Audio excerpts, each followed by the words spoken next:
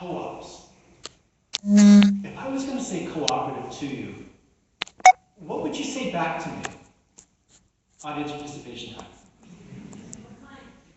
What kind? Okay. If I said cooperative to you, what would you say back to me? Teamwork? Together. Together. Non-hierarchical? I can't even say it, but I heard that. Community. Community? Sure, those are all great words. Did you learn about co-ops in school? Did you learn about them in primary school?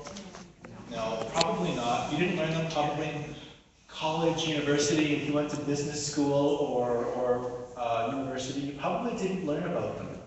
So the challenge is, if you didn't learn about co-ops, how in the world can you really embrace them, know what they stand about, unless you literally run into them, which is how we find the co-op movement grows, is generally one-on-one. It's like dryer blend, it just kind of forms a soft, fluffy pile in the corner.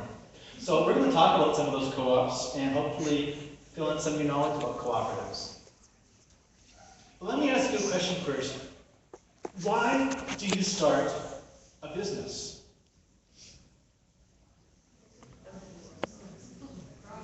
Profit. Sure, you make money, right? It's all about making money. Well, guess what? Ooh, technology. Oh, there's the word profit. Okay. So we like to make money too. Co-ops mostly are non-profit, but that doesn't mean that they are no profit. There are certainly for-profit cooperatives as well. Making money is not a bad thing. It's what you do with the money. If you are a corporation, chances are pretty good it goes to your shareholders or your CEO. If you are a cooperative, chances are pretty good it comes back to the organization or the people that own it. So what is a co-op and how does it work?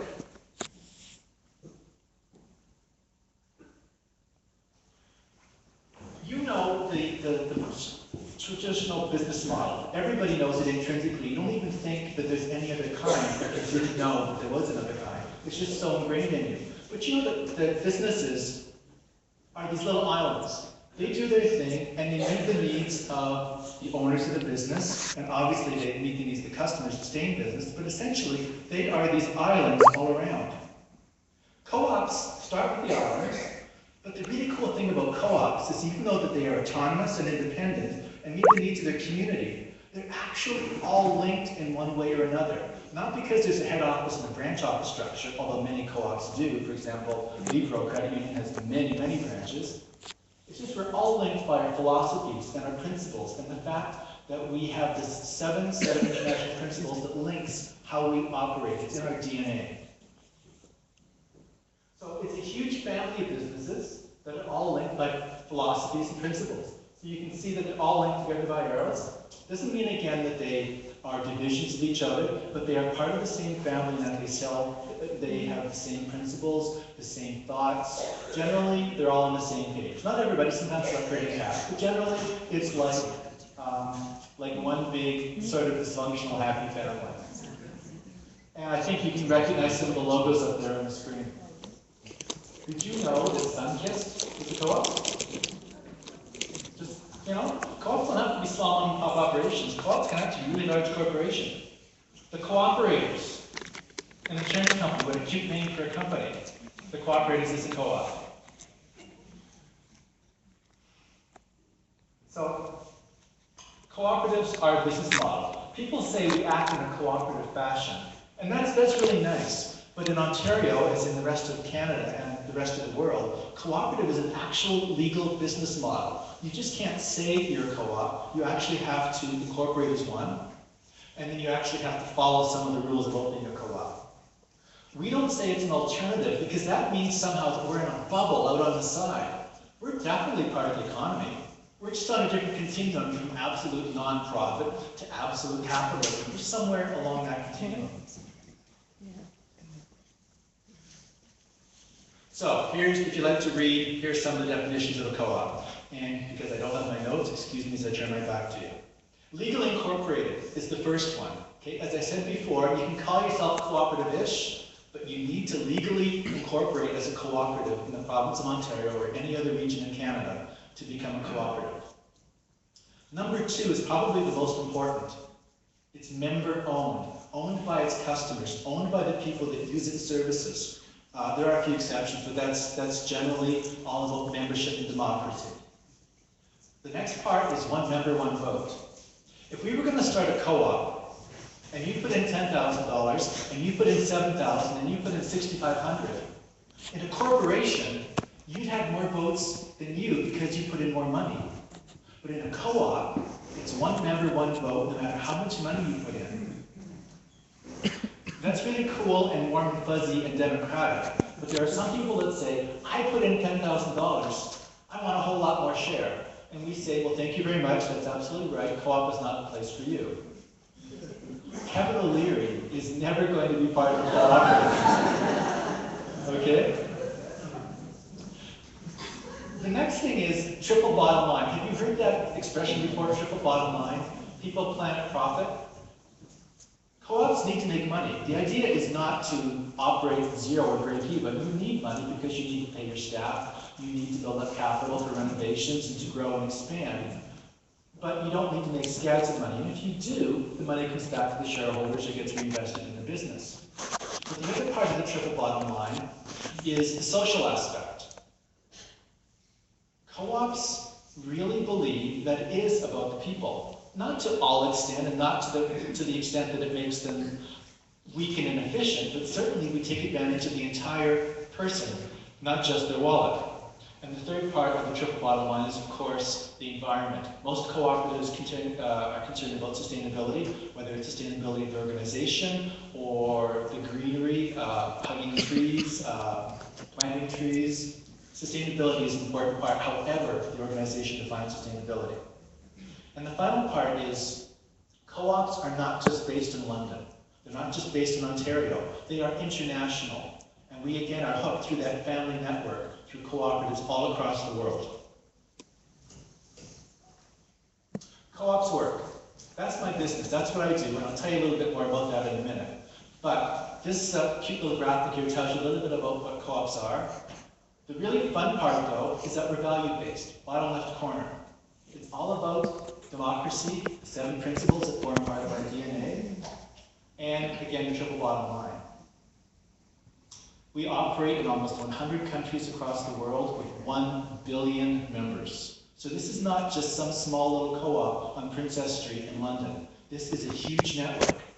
Unfortunately, because Canada is all about Bay Street and Wall Street in the US, co-ops don't sometimes get the recognition they deserve. But if you remember the meltdown we had in 2007, 2008, banks were getting bailed out, auto companies getting bailed out. Co-ops, which aren't a terribly sexy model, just kind of continued along the way they were doing. Didn't lay off too many people. Nobody went bankrupt because of the economy that we know of, specifically because of that reason. If you don't like pretty pictures, I've got some more words for you. So, I come from the organization called the Ontario Cooperative Association, or ONCOOP for short. We're the trade association and capacity building group that links the province's 1,300 cooperative organizations.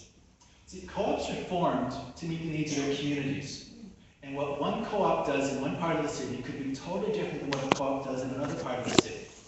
Which is great because it meets the needs of the community, but what it doesn't do is really show any sort of interconnectivity. So my organization is the group that brings them together for networking, for capacity building, we do professional development, we do conferences, we work with government, because you don't want 1,300 individual voices when I can bring you together as one, so we're a little stronger that way for advocacy. We are a co-op as well, so we know where others speak. Of course, we don't always have remotes that work. There we go. Co-ops, unique, individual, meet the needs of their communities, which is great. But then if we can come together in a region, then we're actually stronger and have some impact. We're having a meeting here in March 25th to bring all the co-ops in Southwestern Ontario together so we can act like a region in London, which means we're going to have a larger presence, maybe do some marketing, maybe run some events. But at least it's getting all the co-ops to talk to each other so they get a little stronger. So that's just showing that individual co-ops can get eaten up by the big guys, but when we come together, all our individuality can make us actually bigger. Oops, a little too high. There we go. Just go back to it here. Pretend you didn't see that. There we go. All right. If you want to know all the numbers, 1,300 co-ops, 1,900 locations, because co-ops can have branches, in 400 communities across the province. There are 40 communities alone where the big banks have left, and credit unions such as Libro or Meridian have moved in to be the only financial institution in the province.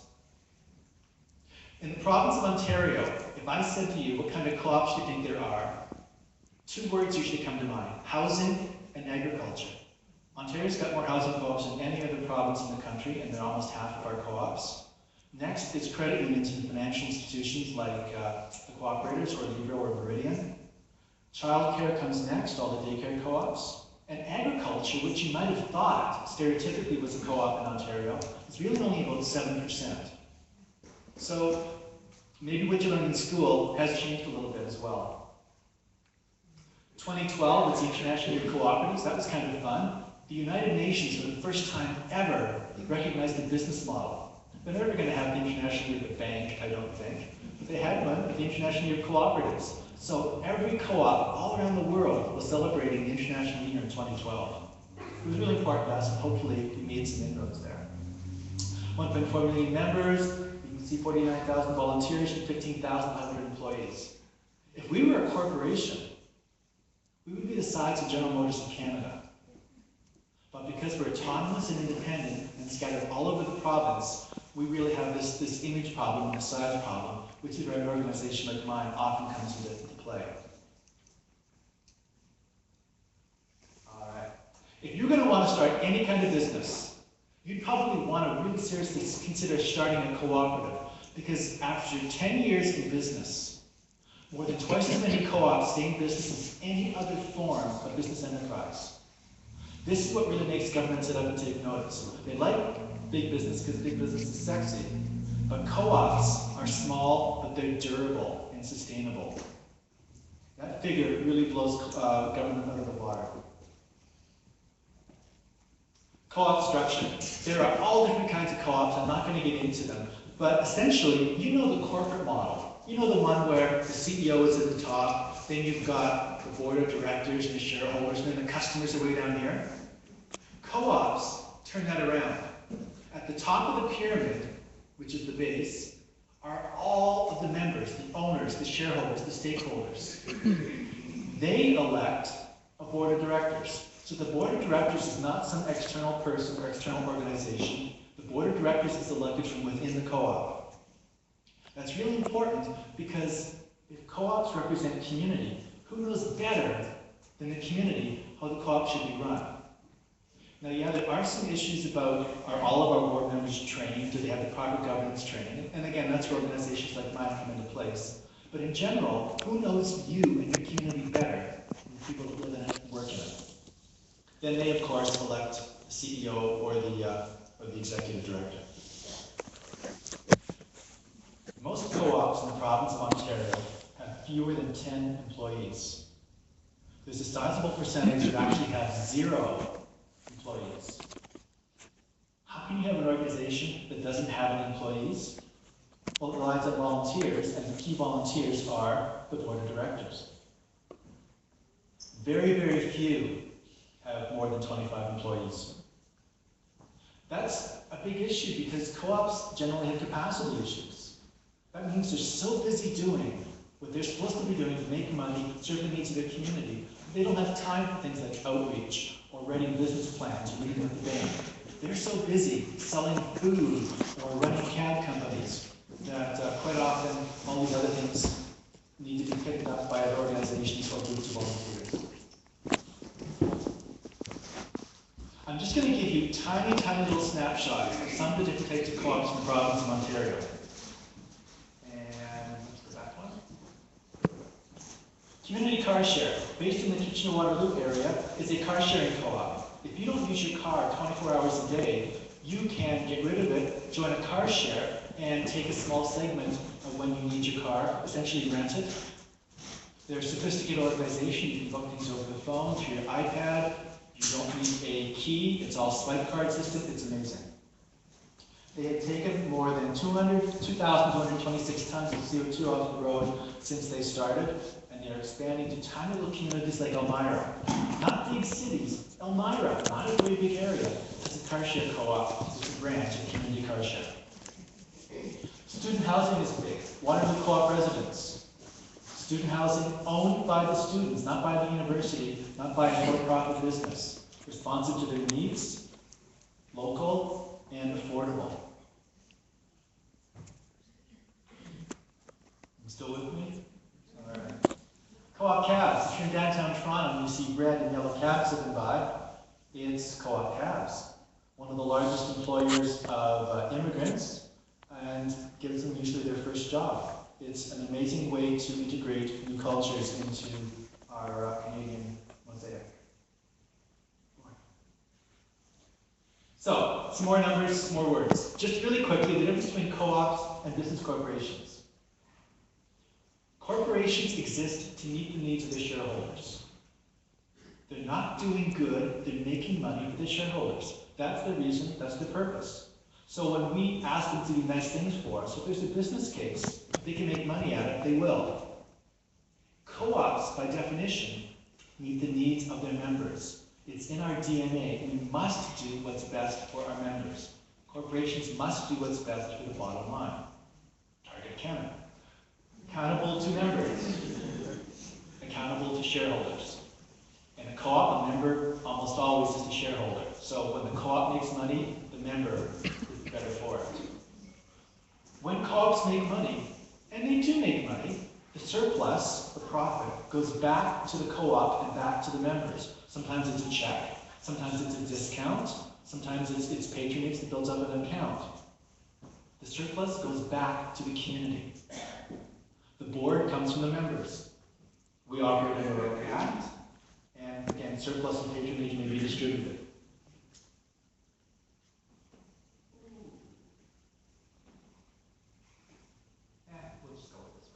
Co-ops across Canada. You can see that there's more than 9,000 co-ops, 18 million members, billions in assets. 4 out of 10 Canadians are members of a co-op. Unfortunately, Ontario, being sort of a bastion of capitalism, we have a long way to go.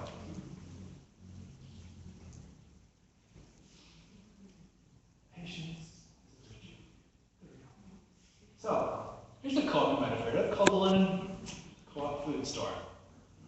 Is everybody in this room a member of this co-op? Yeah, all right. If you're not, you need to visit these people.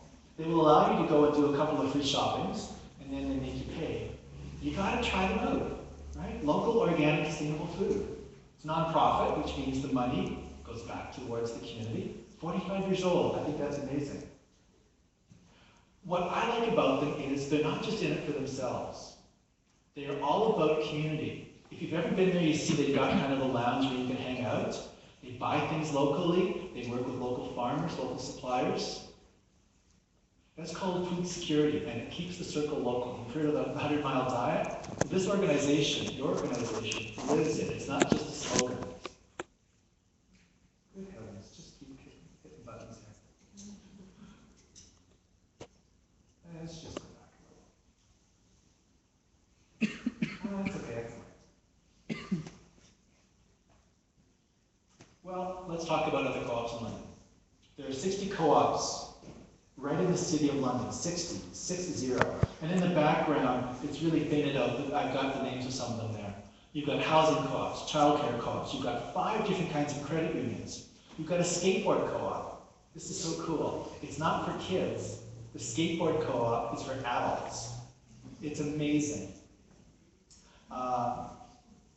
Skateboard, renewable energy, the window purchasing co-op, local food, you've got retail co-ops, mountain equipment co-op. This is a huge, diverse community of cooperatives, which is why we're having one of our regional meetings here to bring you even more together and make you even stronger. Co-op is based in Guelph. One of the things we did in Guelph is we did a survey and a study on the co-ops we had in the city and how they affect the local economy. We have 33 co-ops in Guelph, and when you consider the branches and the affiliates, there are 59 organizations, all related to cooperatives in Guelph, of which OnCoop is one of them. We have 1,500 staff, and 40 have less than 10 employees. Half of them, though, are are new since the year 2000. So considering that co-ops have been around for well over 100 years in this country, half of the co-ops in Guelph are less than 15 years old. We have 7,400 members. We're almost 5% of all of the businesses in Guelph. I haven't done the study on London, I'm not sure hard to actually do it, but I would bet that the number in London is somewhere between 3 to 4% of all the businesses would be co-ops in London. Over almost 2.5% of the jobs in Guelph are based in cooperatives. And when we talk about housing, almost 1% of housing is related to co-op housing, and 17% of the actual units, the buildings, are based in co-ops. So that is substantial. Why does anybody care? Well, when we go talk to government, we can say, we're not just one little co-op. We're not this little nonprofit that maybe has to reuse its office chairs from another building. We actually contribute to the community because it's not about what we look like, it's about what we do and how we're sustainable. So there you go, 1 billion members, 1,300 co-ops, and more than 750,000 worldwide. This logo, you might have seen this logo on our slides over the last few minutes. The one disadvantage of being autonomous and independent is people know your co-op, they'll know that co-op, but they don't know that you're part of the system. Remember that slide with the islands? So in 2012, the International Year of Cooperatives, the entire world realized that being autonomous and independent was a strength, but so was being part of an organization that had some structure to it. So from the International Year of Cooperatives, we learned that a national, international logo would help us be more recognized. You know the Fair Trade logo. You know the Credit Union logo, which is the hands and glove. You know the Habitat for Humanity logo, the United Nations logo. Well, now co-ops have their own logo. It's modern, it's contemporary, and it's used in most organizations as a secondary logo. So you've still got your London Co-op Food Store logo, and in the corner, we're asking organizations to put the co-op mark, just like you'd see the Fair Trade mark. So this is helping us in our worldwide attempt for domination. I mean, actually, we have this really big, hairy, audacious goal that by 2020, internationally, co-ops are the most known, most widely used new form of business enterprise. So it's a BHAG, big, hairy, audacious goal. And it all starts with this. And we have a cute little slogan, cooperative enterprises build a better world, which we say cooperative enterprises build a better province, or cooperative enterprises build a better London, cooperative enterprises build a better. So that's our BHAG. So if you have not yet joined a co-op, whether it's Libro or Meridian or London Food Co-op or the Skateboard Co-op, join it. So Mark's going to buy me batteries for this thing. Influences and trends. I just want to let you know that it's not all rosy in co-op land.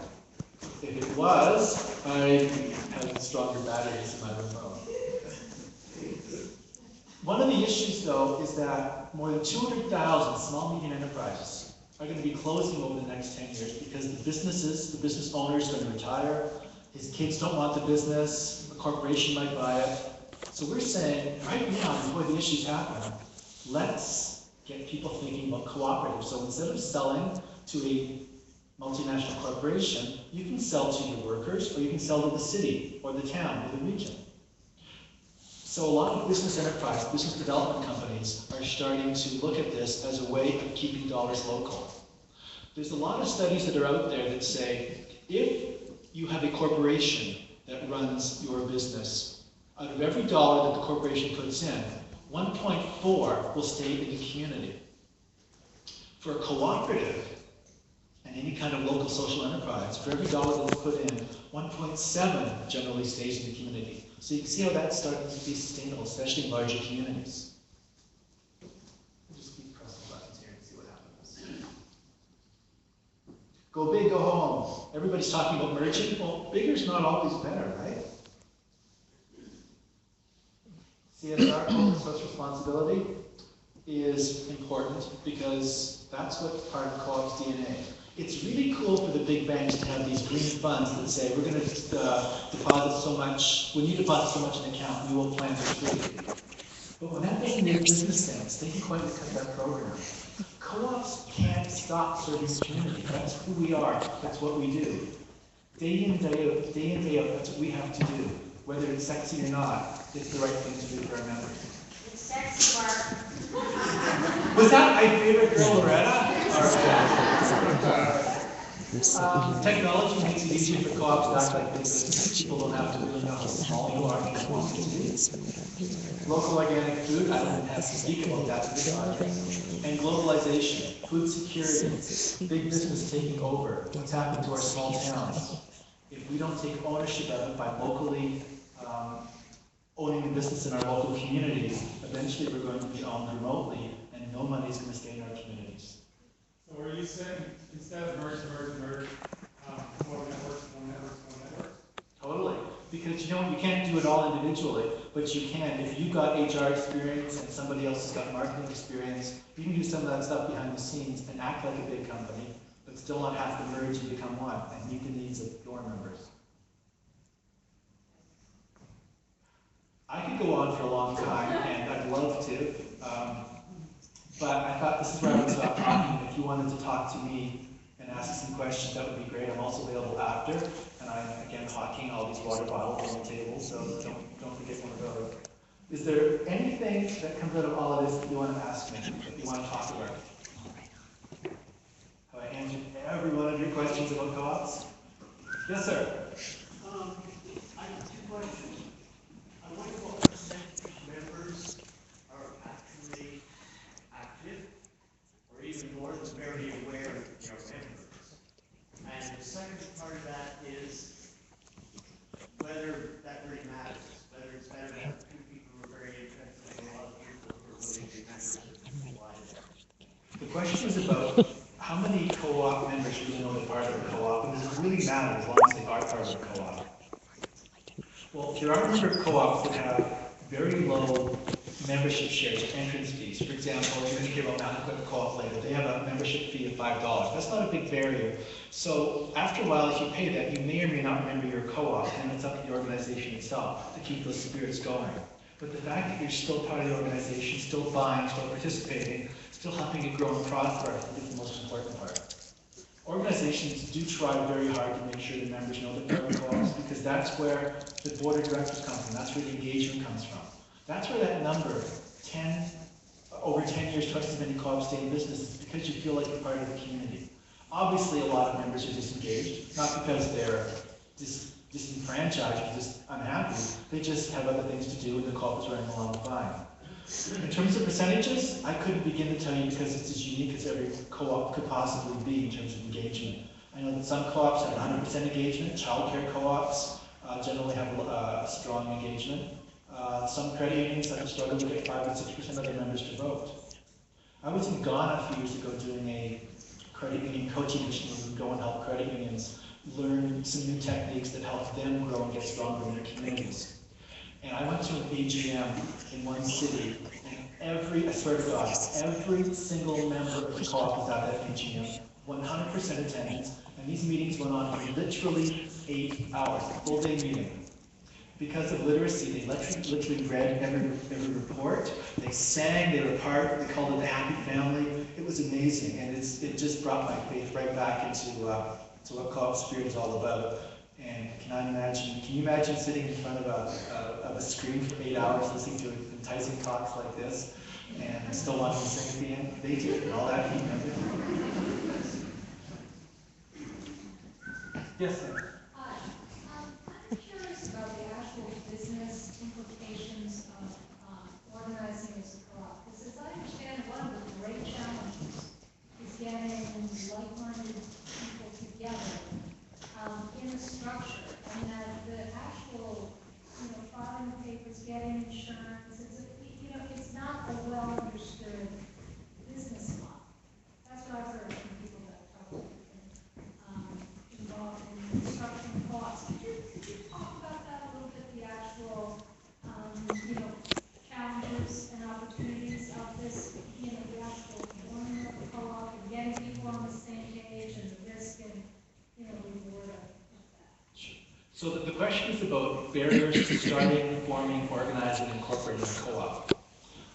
if you're gonna start a sole proprietorship in the province of Ontario, or you want to start a corporation in the province of Ontario, you go to the Ontario.ca website, Service Ontario, you type in your name, you type in the name of the organization you want it to be, list a few more details, type in your credit card number, they invoice you, take it out of your account, and wham, bam, you have yourself a sole proprietorship or corporation. That's because business enterprises in the province of Ontario are regulated through Service Ontario, which is essentially government services. In Ontario, for cooperatives, as in most other provinces, we are under the Ministry of Finance. So we're lumped in with banks and trust companies and credit unions. Ministry of Finance, particularly FSCO, who's a regulator, is not automated like Service Ontario. So to incorporate, let's start an incorporation, we'll work back. To incorporate a business, a co-op business in the province of Ontario, you need to write a letter to the Ministry of Finance and give them your application. And then you need to send them a check, and you need to show how many directors you have and confirm that they all believe in what you want to believe. And then usually 4 to 6 weeks later, not 4 to 6 minutes, 4 to 6 weeks later, you get your papers. But let's go right back to the beginning. Co-ops are formed because you see a need, or you want to realize an opportunity, or take advantage of something that's out there that a group of people come together. You can't inflict a co-op on somebody. You can't say, I want you and you to join my co-op and let's do it. Or worse, you can't say, I am going to start a co-op. Okay, again, the Kevin O'Leary model. You can't do that. You need groups of people coming together to solve a problem or realize a challenge. So the issue is, you need to find that critical mass right off the beginning. So you need to figure out what problem it is you want to solve, and then see who else is around you that will help you solve it. Maybe you want to have access to capital. You want to start your own credit. Maybe you want inexpensive, affordable housing. Start your own housing co-op. Maybe you want Special guest appearance by Narcisse. Find those people, get them together, have a couple of meetings, see who else you can get. And then you meet with a co-op developer, either somebody from my organization or somebody that knows co-ops, and you say, this is what I want to do. Nobody else knows about it. My lawyer doesn't know about it. My accountant doesn't know about it. Tell me about this co-op thing. I really want to work hard to learn it. So once you go through all those hoops and you realize what the co-op model really is for you, then you do the incorporation, actually you do your business plan, plan things out. This is like a business, right? And then when it all works out, the numbers align, then you incorporate. As opposed to, hey, I want to start a business, let's go to Service Ontario. So you're right, huge challenge. And part of it is because when you want to learn about something, you'll talk to your accountant, or you'll talk to your lawyer, or you'll talk to your brother-in-law. But if they've never heard about co-ops, they're not going to say, hey, look at that model. Not even that model's right for you, just, hey, look at that. So we're working to address that, but we have a really long road to hoe. Does that help? That's not, unfortunately, the positive answer I would like to give you, but hopefully by 2020, FSCO will have online registration for co-ops.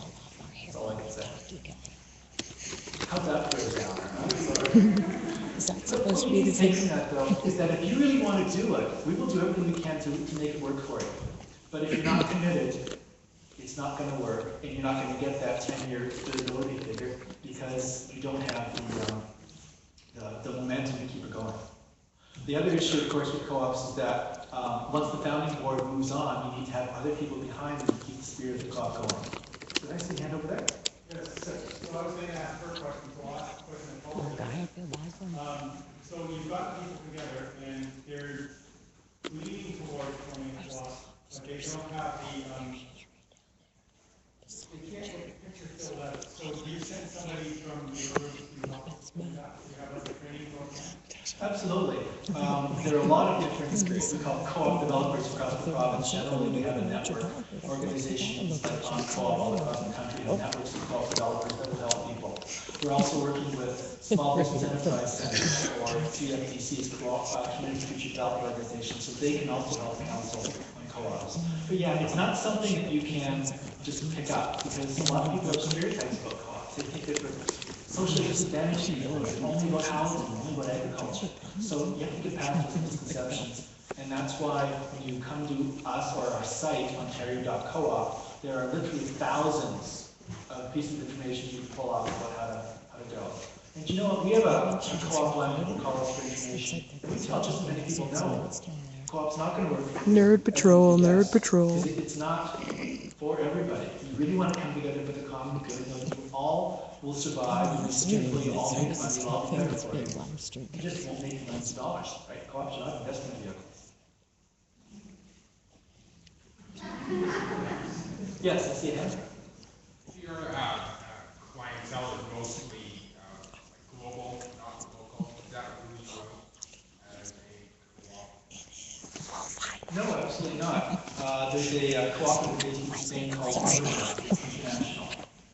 We don't know if it's not. It's not our fault. Are generally in Canada incorporated either by province, so you do most of your work in Ontario or BC, or they are national, but there's only a handful of national co-ops. But these days, with borders being so electronic, you can operate almost anywhere as long as you're literally not doing something that's against the law. I've answered that. Yes, at the back. Well, there's a question about like the cooperators. And I'm always looking, this is probably included under education. I'm always also looking at like, well, that's the same with all these other insurance companies. They, they say they get 5% of their profits through single things.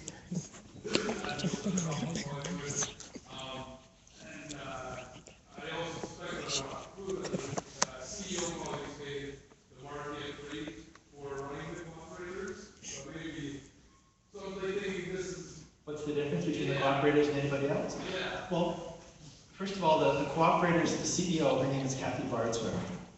Before Kathy took over, the cooperators was in the middle of the road, boring old insurance company. It was doing okay, but it was just one of many. When Kathy took over, she realized that her organization had the ability to really make a difference. So they trained themselves around and they became a cooperative insurance company. They always were a co-op insurance company, but they embraced it. They took the co-op advantage and they said, instead of being just a medium-sized insurance company that anybody could pick, we're going to have a real difference.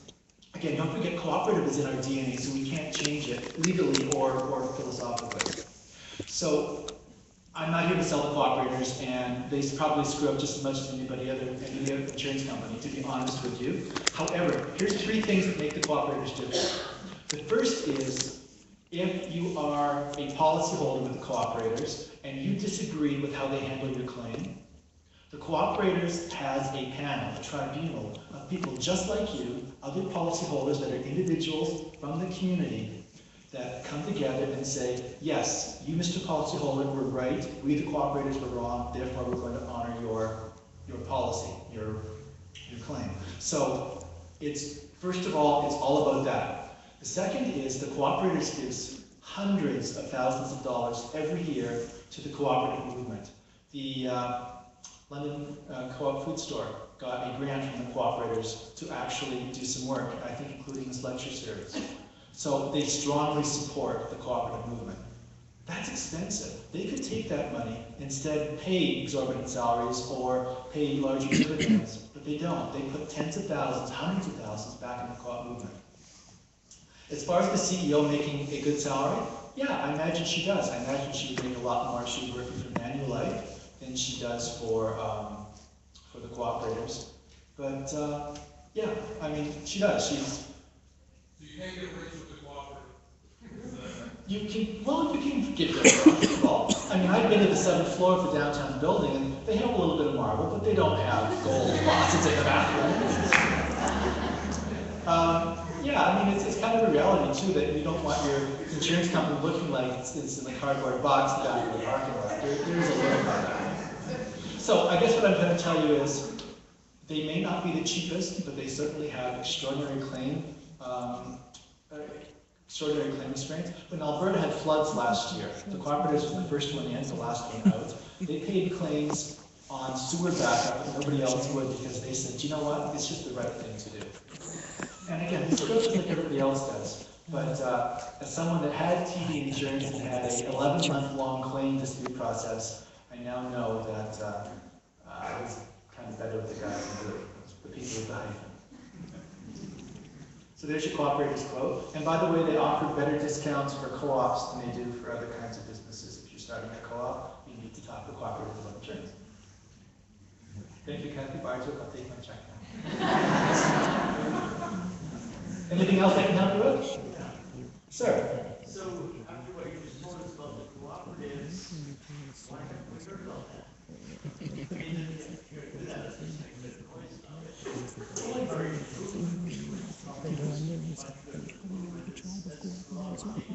Absolutely does. So I have two answers to that. The first is they've started an advertising campaign, which you see mostly on TV about the lady with the hyphen, right? It makes a difference. The second is they do most of their work in the cooperative movement. Corporately, they again give us hundreds of thousands of dollars every year to support the movement, and we become their spokesman. And I guess my third answer to that is every cooperator's agency office that you see in the city, whether it's in London or Guelph or Thunder Bay, is independently owned. And those guys also have the direction to be part of their community. So they make small impacts, whether it's the Buckle Up Bear campaign or doing up your child safety seat. They kind of do those things. But again, they're middle of the road, medium-sized insurance company. They're not huge either. And would you rather have them spending a lot of money on advertising or actually on kind of solving problems? Sustainability is huge, climate change. You spend millions of dollars every year kind of evaluating where that's going to go, because you know who's going to get hit first. It's going to be the insurance companies, right? And this isn't about insurance, it's about co-ops in general. Okay, anything else? No? All right, well then I'm around all night. There's some paperwork down there. Have some fun with that during the break. Catch me, talk to me. And thank you so much. I really appreciate it. Break the time! Yeah!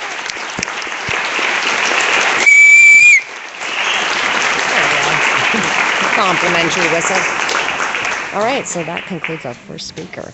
Oh, well, with some MC. Thank you very much, Mark. It was a terrific presentation, and your energy is infectious. I think if Kevin O'Leary ever does join a co-op, you'll be the one that pushes him over that edge, figuratively. Now that we've got everyone revved up on the stats and the cold hard facts, I think we should get you revved up with a little bit of music. We have Margot Dose, who's going to be performing something for us. Ooh, surprise performance by the Margot Dose. Ooh la la. Oh, I thought she was playing on the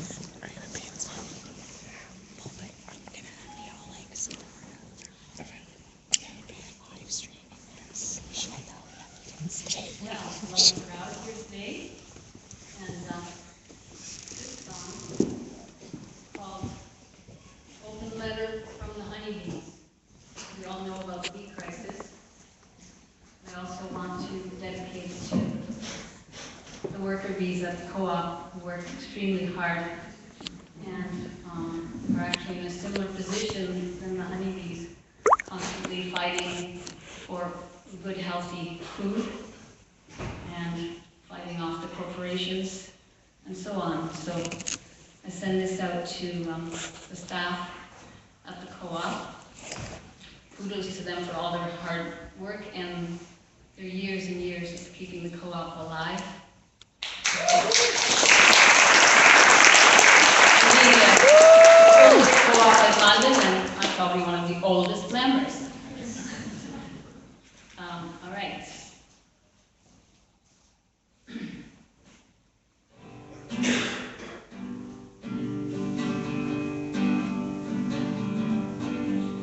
Well, we are the worker bees, destined to make honey.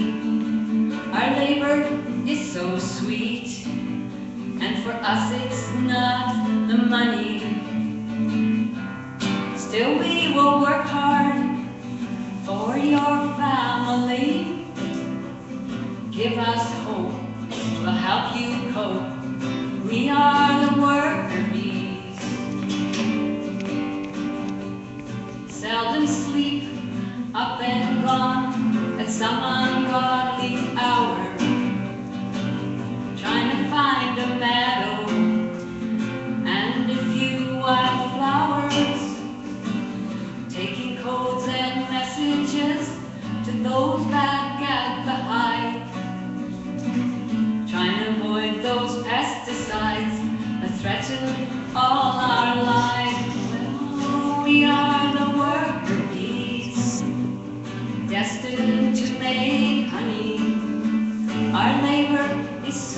sweet, and for us it's not the money. Still we will work hard for your family. Give us hope, we'll help you cope.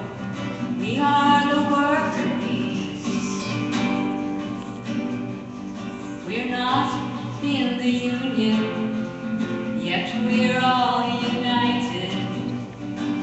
Underpaid and overworked, still you're all invited to partake of this bounty, this health we make for you.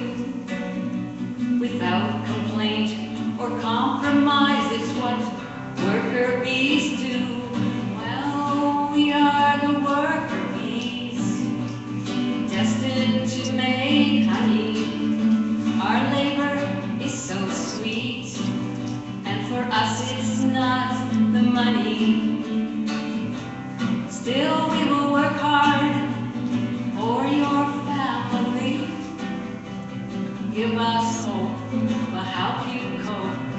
We are the worker bees. Once high on the food chain, a place of great distinction. Now we are under siege, we may face extinction. Do you remember when pollen was abundant? Now monoculture and GMOs would make our work redundant. Don't let this happen, people. Create a big buzz. Don't let this happen, people. It's your choice to save us. Well, we are the worker bees. Our old ways are so awesome. We thrive on diversity, where there were meadows, flowers, and blossoms. We understand nature's call for reclaimed symmetry. We're not so daft, we know our craft. We are the worker bees.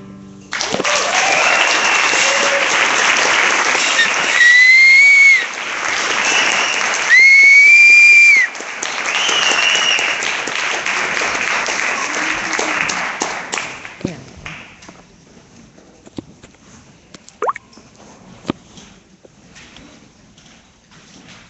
Thank you very much, Margot. It's a lovely song. I'd like to say, if anyone else who is interested or concerned in the current plight of bee colonies, we actually do have some material from the London Resource Centre that people might want to look at afterwards or intermission. Give a hand here to Margot Doe.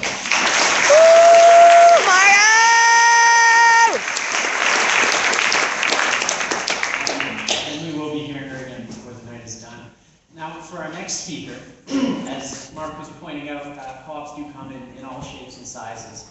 And while some, like the London Food Co-op, is a very small and personal affair, others are national and even international. And on the national front, our next speakers are going to be Victoria Lawson and Ali Body from Mountain Equipment Co-op. And they're going to tell us what it's like to be a part of a co-op that plays in the big leagues and kicks corporate ass while doing so. Victoria, now, come on up.